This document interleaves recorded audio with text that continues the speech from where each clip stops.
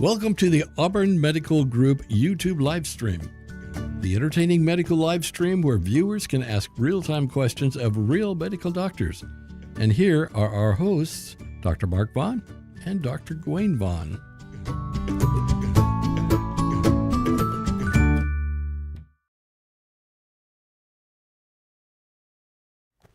Hello. Hello. It's our show. It is. This is the Auburn Medical Group YouTube live stream coming to you from the building of the offices of the Auburn Medical Group. Not really from the offices. Live. It is live. And we have already comments from, Laura Webb so far. Hello, Laura. About our show. So this is where Dr. Gwen finds out what the topic is of the show. I just show up. I've been seeing patients all day, and yes, he is. So literally just shut down the EMR and came down here. So the topic that we wrote could change depending on what your comments and questions are. So, okay. But while we're waiting for your comments and questions to come through on the live chat, in the meantime, we will go ahead and review kind of current events. Not in too much depth. We don't want to jump into it too much because it's such a heavy thing. And we want to keep it light. We want this to be enjoyable and entertaining. So we'd like to be healing from the events of the weekend. And, I would agree with that. That's what we need need for sure. That's what we're looking for you to help us with your comments and questions. So if there's a particular medical topic, we'd love to go over that. Next choice would be current events. After that, we really don't want to delve. I don't think we want to delve into the politics. I think we try to stay out of that. We try to on this avoid show. that. We try to make this a safe space. I feel safe. Good. I want you to. And then we have Darla. Well, I guess I should be putting these on screen because we have that capability here. So, of course, Laura saying hi. And then Darla's a new commenter on the show. Hi from Southern California. Thank you, Southern Darla. California.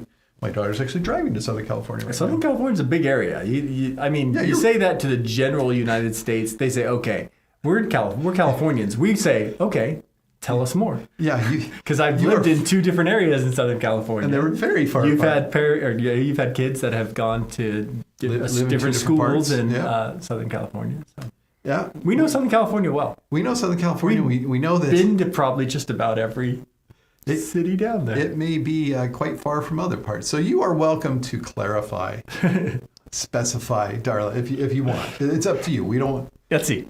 So here's the question: if she comes up with the specific spot, do you think we'll have a story about that location? If not from personal experience, we'll know it enough that we can make one. The odds are high enough. That if you say you're from Reseda, I'm from sorry. Escondido. If you're from Reseda or Escondido, I'm sorry. I'm not sorry that we're making fun of it. We're sorry you're from. Oh yeah. Escondido, Reseda. That's awful, isn't it? I'm sorry.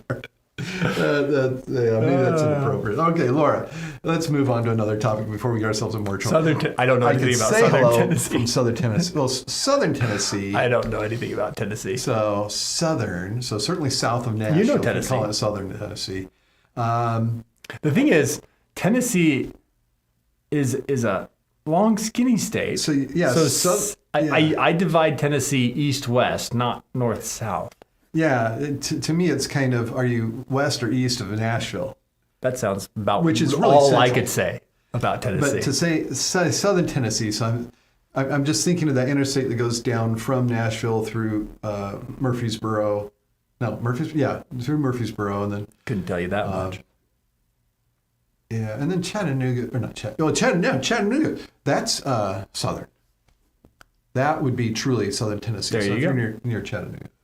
Thank you for tuning Darla in got for back. our... She's from Orange. So Orange is where James walked. I didn't walk. You weren't on that trip. When we were at NAMM in January, James walked from our hotel there at the convention center in Anaheim. All the way to Orange? He did. Wow. He really walks. He walks a lot. That's a walk. So he walked to Orange. He saw the stadium. Yep.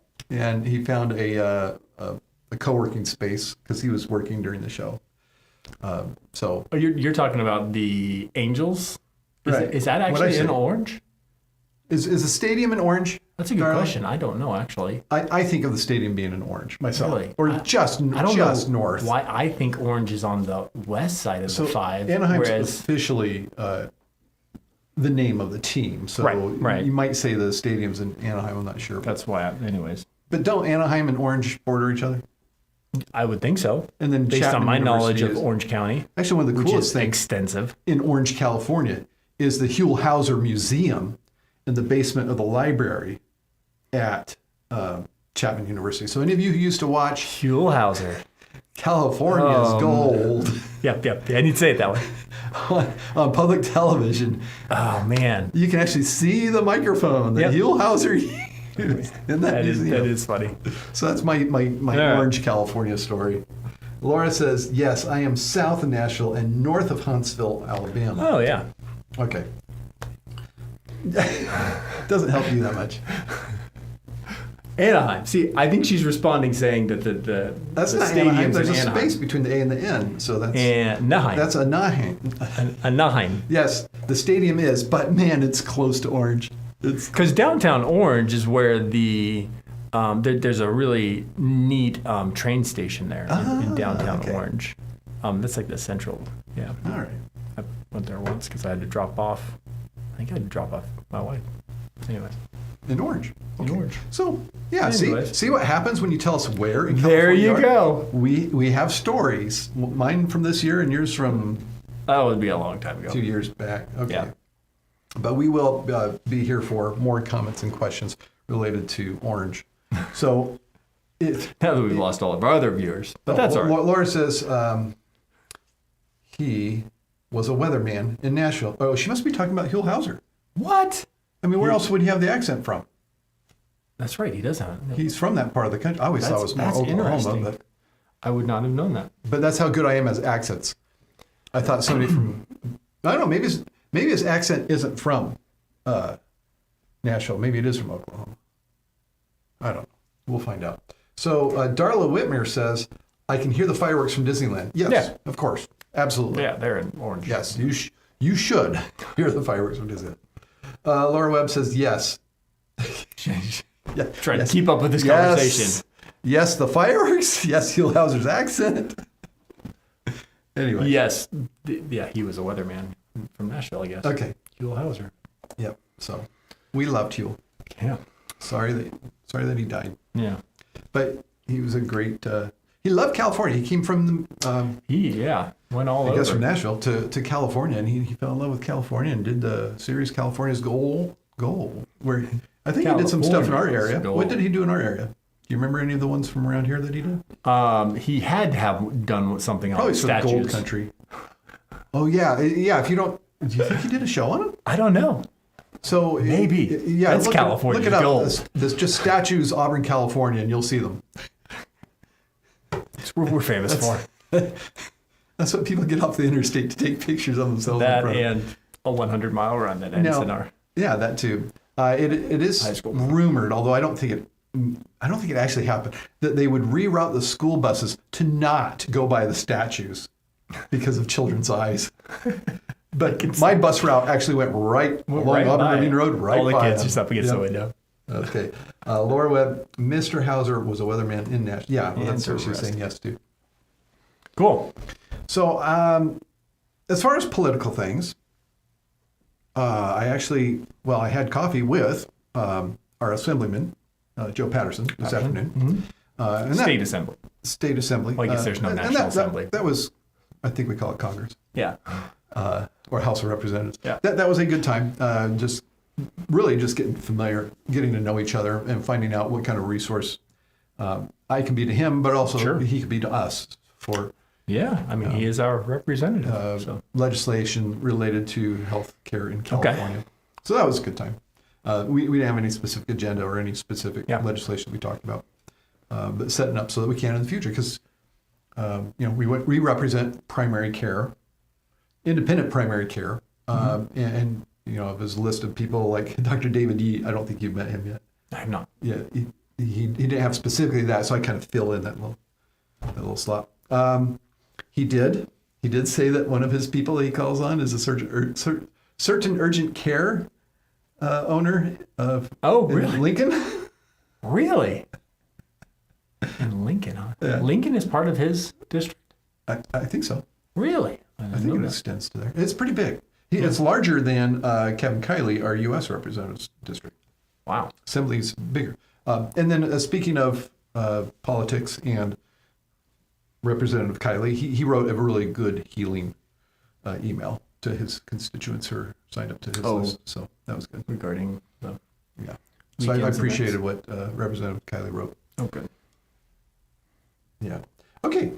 Caught up on the comments and questions. Health-wise, or medical topics, what do we have going currently in current events or in the news? Trying to think of it. We talked so much about legislation that I could talk about some things we touched on there. We did a show once about Assemblyman Patterson's bill for the colon cancer. Right. Yeah, to make sure that it was coverage protected for screening. And apparently, I'm trying to remember what he said on the bottom line about that. Get it, bottom line, colon. Never mind. Too soon. Becky Graham says, are there any new treatments for fibromyalgia? Oh, well, this might turn into another fibromyalgia show just right now. Thank you, Becky, for bringing that up. And I know that some of our regular viewers do. I mean, like top contributors to the show, both monetarily and with comments, do have fibromyalgia. Yeah. It's always good to have very, an update very, on that. very common. One of those, suffer in silence type of illnesses. Yeah. They hurt. All the time. Nothing's going on. Yeah. They didn't injure themselves. There's not something else wrong with the body. There's no X-ray or imaging or blood test. Confirm it. Yeah. But they just plain hurt. Right. Oftentimes associated with, musculoskeletal type of nerve aggravation, pain. Yeah. Lots of things like that. Positioning and movement aggravates the pain.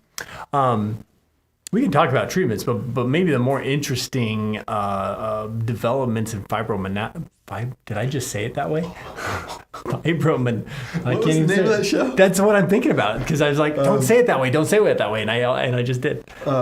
Fibromyalgia. Angela from The Office. Something sings. Miranda sings. Haters back up. She would always call it fibromyalgia. Fibromyalgia. My mom has the fibromyalgia. I was like, I'm not going to say it that way, and then I jinxed myself. I got it. Fibromyalgia. I'll be right back. Okay, fibromyalgia.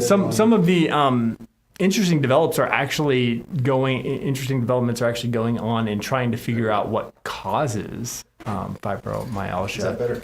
I think so. Okay. I have no idea what you did. I wasn't looking. Brought more color to us. Oh, I need more color.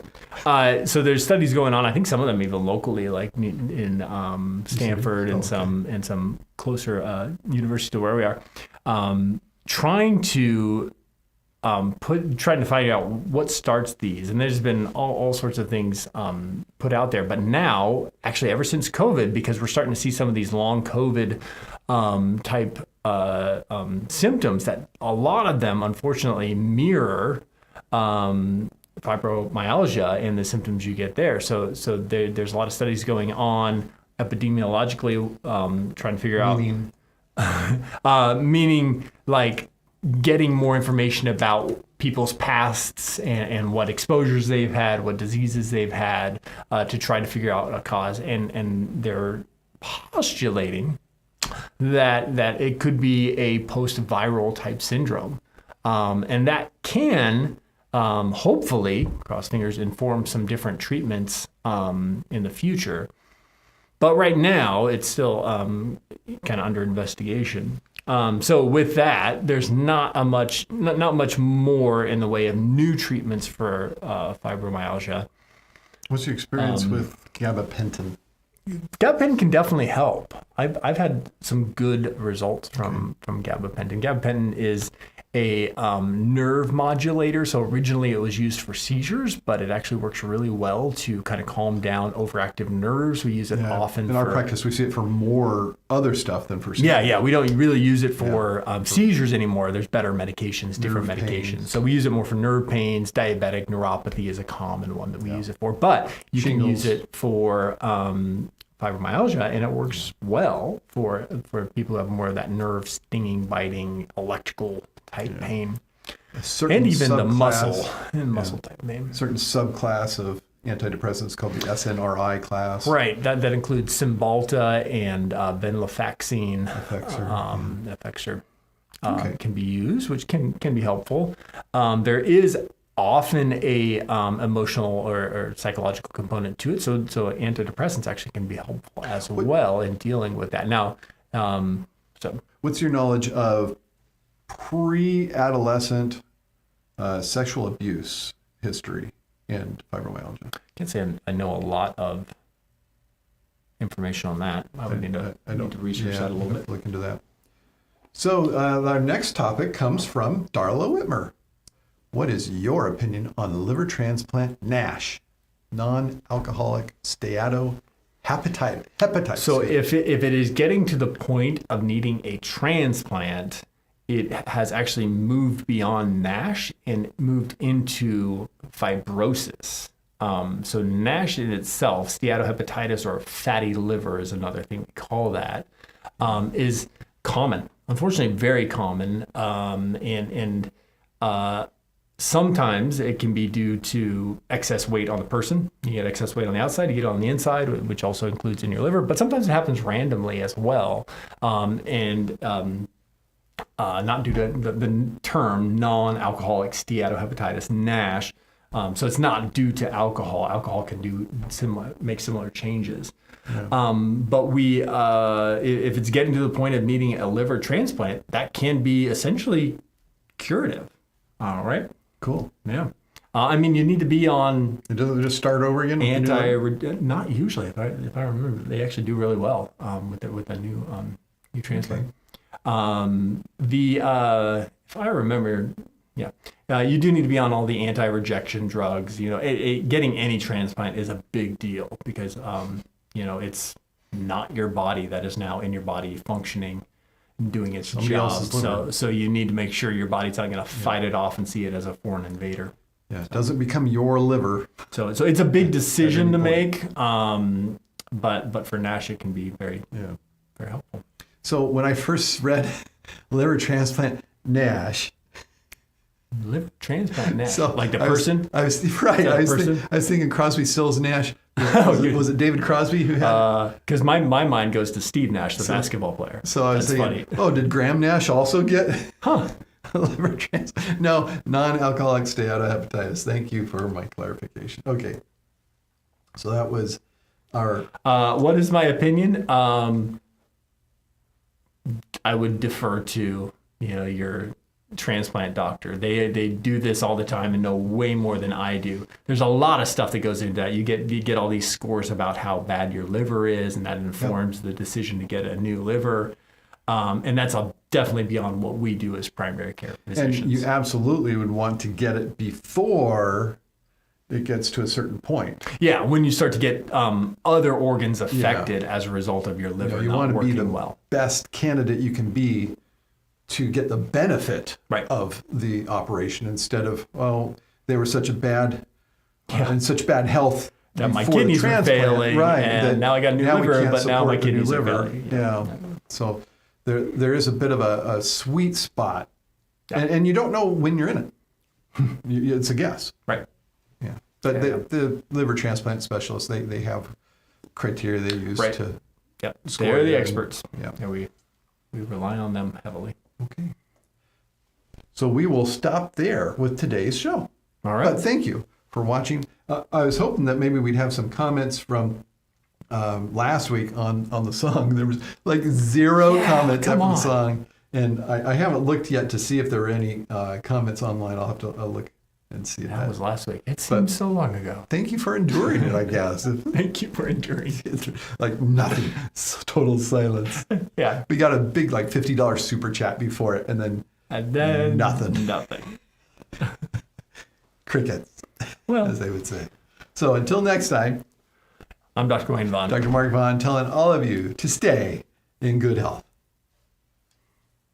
Oh, and now Hilda Bauer says, I missed it. And Wanneth says, no. I don't know what the no is it because we're ending or because of the song? Don't know. Doctors, thank you for another informative session. Auburn Medical Group is located in Auburn, California, USA. Thank you for participating. Please tell a friend and join us again next week.